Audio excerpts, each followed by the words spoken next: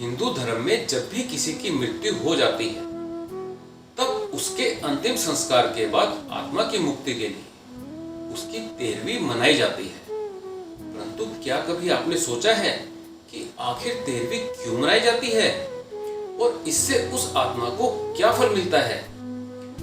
गरुड़ पुराण के अनुसार 13वीं मनुष्य जीवन के 16 संस्कारों में अंतिम संस्कार है।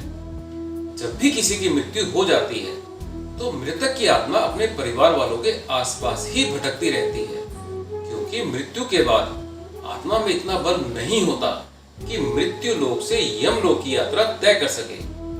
गरुड़ पुराण के अनुसार मृत्यु के 10 दिनों तक जो मृतक के निमित्त पिंडदान किए जाते हैं उससे आत्मा के विभिन्न अंगों का निर्माण होता है और इसी तरह 11वें व 12वें दिन शरीर पर मांस और त्वचा का निर्माण होता है।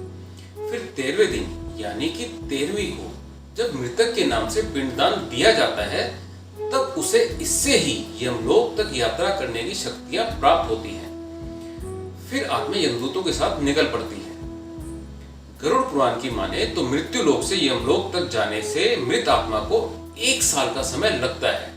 कहते हैं कि मृतक के परिजनों के द्वारा इन 13 दिनों में किया गया पिंडदान 1 वर्ष तक मृत आत्मा को भोजन के रूप में काम आता है। इसके अलावा गरुड़ पुराण में यह भी बताया गया है कि जिस मृतक आत्मा के नाम से पिंडदान नहीं किया जाता उसे 13वीं के दिन यमदूत घसीटते हुए यमलोक की ओर ले जाते हैं। ऐसी आत्मा को यमलोक में बड़ा ही कष्ट पहुंचता है। भूखी आत्मा को जब यमदूतों द्वारा घसीटा जाता है तब उसके शरीर के कई अंग छिल जाते हैं। उसे पूरे रास्ते में इसी तरह के कष्ट सहने पड़ते हैं।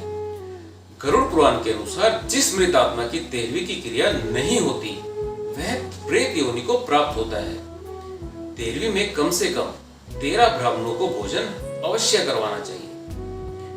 13वीं के दिन ब्राह्मणों को भोज करवाने को मृत्यु भोज कहते हैं।